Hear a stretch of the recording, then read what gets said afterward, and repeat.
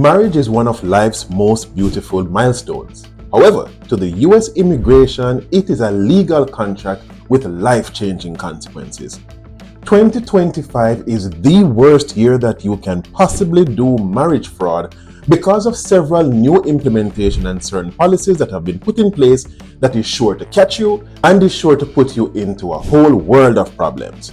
In today's content, we're going to be looking at what marriage fraud is, the new systems that have been put in place to detect marriage fraud, the very serious penalties that have been implemented this year, and because there's so much scrutiny on marriage now by the USCIS, if you are in a legitimate relationship, I am going to be giving you the points and tips that you must put in place right now before processing your paperwork so that you do not fall into the trap of your marriage being suspected and falling under investigation, so that you will have the outcome that you want and you'll have a smooth processing of your paperwork.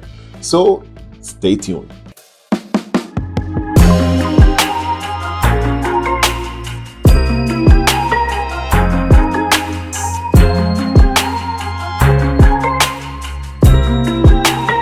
Welcome back to the Next Level Life Hacks, where we take the next steps needed to grow towards our financial freedom and our success. Now, what is marriage fraud? Marriage fraud happens when someone marries a United States citizen or a green card holder with the sole intention or purpose to get their legal permanent status, a green card, or to get their work permit. And because this is not a genuine relationship, if it is proven to be a fraud, then there are certain severe consequences that have been put in place, and there are certain policies and techniques that have been implemented this year that makes it much more easy for you to be detected if you are doing marriage fraud. Now, under Section 275C of the Immigration and Nationality Act, marriage fraud is actually a federal offense. And once you hear about federal felony or federal offense, you know that it is pretty serious. Now, what are the consequences and penalties if found to be conducting marriage fraud? One is that you could be spending up to 5 years in prison. 2, you could be fined up to $250,000. And 3, you could face a lifetime ban from any other sponsorship or petitioning for anyone else. So it's pretty serious, especially this year. Now, here what the kicker really is. Even if one person is proven to be having the intention of fraud and the other person was basically tricked or manipulated into the marriage, both persons are going to be facing the consequences of the law. Therefore, even if you do think that your relationship is legitimate and you have any question mark regarding the intentions of the person that you are getting married to, you need to be careful, give it some time, do your investigations and due diligence to find out if this person's intention is really love or a desire to become a permanent resident or eventual citizen by marrying you. Now, if this is found out, that innocent person that got married to the foreign national is also going to be in jeopardy of up to 5 years imprisonment, up to $250,000, and then, worst of all, if they should even find the true love of their life overseas in the future, they can probably never file for that person again. Now, why is 2025 a game changer? The Department of Homeland Security actually implemented what is known as the Marriage Integrity Task Force, or the MITF. Now, this task force was granted $200 million in order for them to bolster their enforcement measures and their techniques so that they can detect marriage fraud. Now, why is this very serious? They're no longer relying on human capabilities and abilities to detect marriage fraud by filing through hundreds of paperwork. They have now implemented artificial intelligence. And we should have known that this was coming, because artificial intelligence is being used in so many different things. Then why would it not be used to file through thousands of cases to detect trends of marriage fraud? Now, once they have uploaded the intention or signs of marriage fraud, the artificial intelligence goes to work to sift through all the thousands of paperwork in mere minutes and can detect marriage fraud. Therefore, 2025 is not a year that you want to be playing around with your life in terms of marriage fraud. Now, what makes the MITF even more effective in their operation is that they are collaborating and pulling together several departments. They are actively working with 1. USCIS, 2. ICE, 3, local department enforcement, and 4, even more critical, is intelligence interpretation and scrutiny departments. And these intelligence teams, they're actually doing what is known as digital surveying of information, which actually proves to be the most critical department of all 4, because they are the ones that have years of experience in detecting trends and therefore to be implementing the law on persons suspected of committing these frauds. Now, what will the artificial intelligence do? And you're going to be surprised. One is that they're going to be scanning all individuals' social media activity to detect if there is any discrepancy in the social media postings or likes or views that is in contradiction to what is being put through on the I-130 form. So say, for example, you are busy posting that you are single, whether it be true or not, or whether or not you forgot to update your status, then on the I-130 you are putting that you are married, then that is an immediate red flag. The AI also goes as far as to be cross-checking online activity to see which sites you're visiting, what you are posting, and then what it also does is to be checking public records for you, the individual that is applying. Now, how does USCIS actually investigate for marriage fraud? One is that they are going to be conducting an interview. They might interview the couple together, but they might do it separately under what is known as the Stokes interview. Now, the Stokes interview is the one that you must be careful of, because what is done is that the couple is separated in different rooms. They are questioned at the same time with the same questions to see if the responses are lining up or are corresponding with each other. So questions asked are, for example, which side of the bed does your partner sleep on? Yes, as detailed as that. What are the habits or the hobbies of your partner? What is their work schedule like? What's their favorite color? What's their favorite food? What's the name of their third cousin? What's the name of their sister? What's the date of birth of their parents? And if any of these answers are not in alignment with what the other partner is saying in the other room, then that is a red flag as well, and you can find yourself in serious problems. Another investigative measure is to actually conduct home visits. Now, what has vastly increased for 2025 is the amount of random home visits that are being conducted by USCIS. They can appear at your door at any time throughout the day because they want to verify the validity of your relationship. So they will come into the property. They are not just going to stay in the living room and interview you. They are going to be inspecting the bedrooms, the bathroom, even the refrigerator. And what they're actually looking for is if it is only one person that is living there, or if there are signs that the other person is only visiting or does not live there any at all, then that's another red flag, because how it is that you are a partner or you're in a legitimate marriage and you're not living together full time. The next investigative measure is that they're actually going to be scrutinizing the documents, reviewing them in detail, because they must see signs of an actual relationship. Because if you're actually in a legitimate relationship, then there must be signs of like a joint banking account. They must see that the lease or the mortgage has both names on it.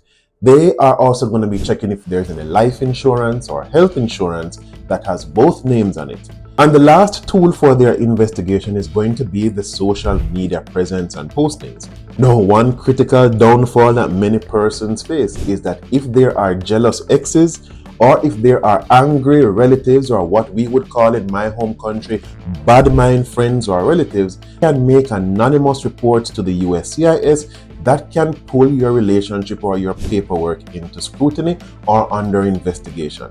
And even if you are in a legitimate relationship, it just takes one anonymous report for them to double down and put your paperwork under further scrutiny, that if you do not have all your I's dotted and your T's crossed, then you can have a red flag raised on your application. And once there's a red flag raised, then this causes further stress on you and can very well have your paperwork and submission denied. Now, what are the major red flags that the USCIS looks out for? One is that they look for major age gaps between the individuals. So say 10 years or more, they're going to be wondering, why is this much older person getting married to this much younger person?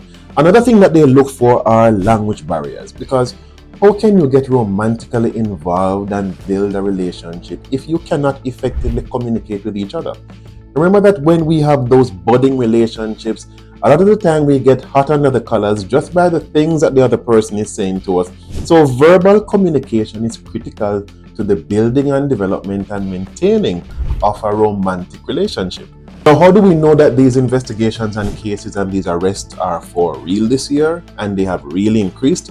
That's because recently in California, there was a major marriage fraud bust where over 60 persons have been arrested to date, and these United States citizens were being paid $25,000 for marriage to these individuals for them to get their paperwork. Yes, they gave the excuse that they thought that they were helping out friends, but that is no excuse.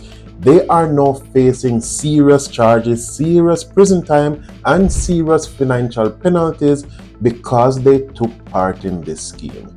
So if this happened recently, it further emphasizes the point that there is much more emphasis on the legitimacy on marriages, because by and large, that was one sure way that individuals, especially if they overstayed their visitors visas, they knew that they only needed to get married to a US citizen, and then any period that is out of status would have been forgiven. So it is a trend that has developed over time, but it has gotten onto the radar of USCIS, and now they have invested heavily in investigating and charging anyone that is included in these fraudulent activities.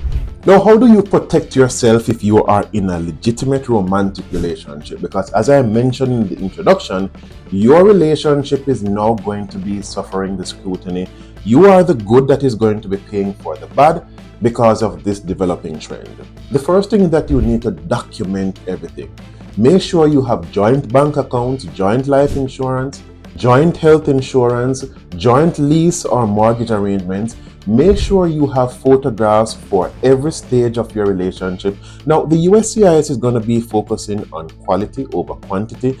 Therefore, you don't have to be sending them hundreds of photographs. But if you have 2 or 3 photographs that are depicting or time-stamping significant trend or development in your relationship, say for argument's sake, you have photographs of your initial date, 2 to 3 the most, then you are looking at the engagement party, then you have photographs depicting the bachelor's party and the bridal shower, then you have photographs showing the wedding ceremony itself, the reception, then the honeymoon, then you're going to be looking at your baby shower, then the birth of your child, then your anniversaries, then you have social events with friends, birthday parties.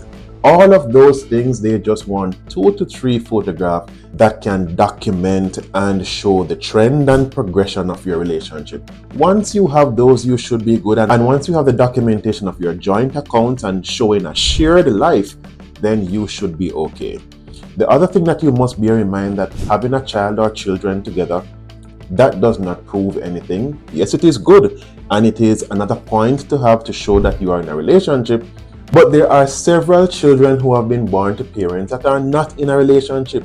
There have been many one-night stands that have resulted in children being born. That does not mean that the parents are in a relationship.